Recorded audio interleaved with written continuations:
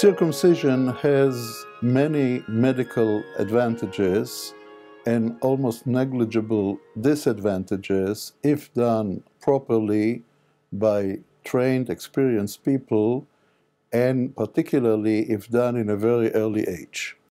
For thousands of years, circumcision have been one of the basics of the Jewish tradition. It was one of the first commandments for the Jewish nation.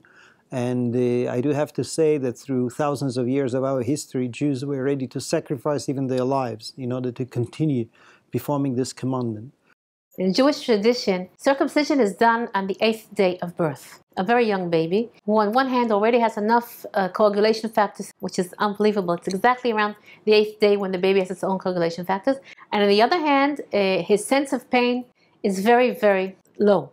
In other words, there have been many, many papers done about the correlation between the age of a child and the perceivement of pain. And of course, as the child gets older and older, then the perceivement of pain is much higher, and the length of feeling pain gets longer and longer.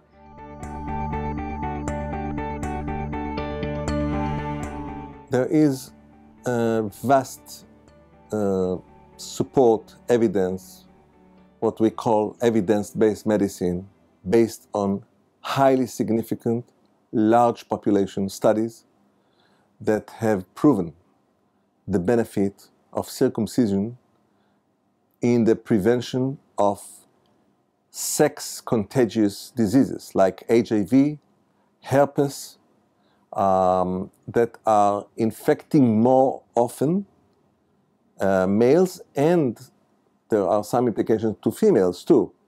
Males who are not circumcised, and there are some works that have proven less cervical cancer in women with partners who are circumcised.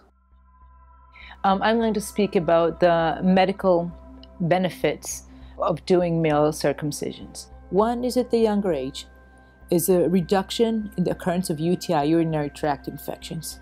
UTI is a serious disease that can leave kidney scars. And we're talking about cancer. There's a significant decrease in the rate of penile cancer and even prostate cancer.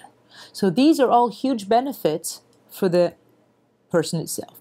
Now we're looking at the partner.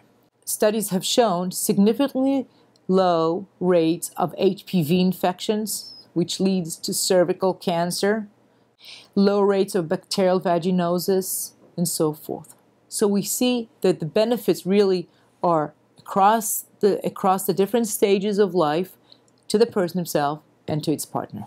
The benefit of the circumcision is more hygienic, it's no irritation, no inflammation, and less transmitted sexual disease like HIV.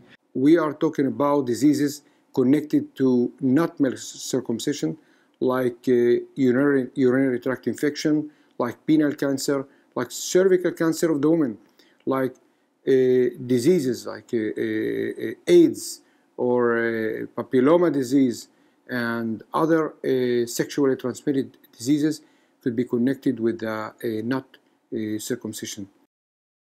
It has been proven undoubtedly that circumcision is one of the best preventive and protective agents to avoid HIV and AIDS, and that is proven to such a degree that in Africa it is being done even to adults, so that the transmission of such a terrible disease will be avoided.